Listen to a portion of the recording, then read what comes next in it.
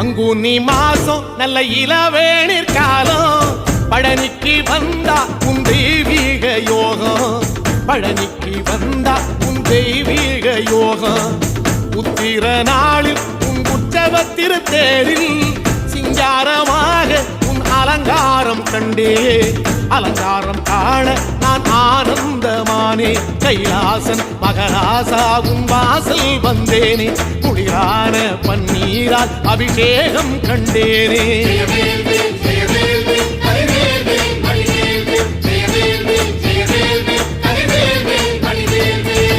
தென்பழனி தேடி உன் தென்பழனி தேடி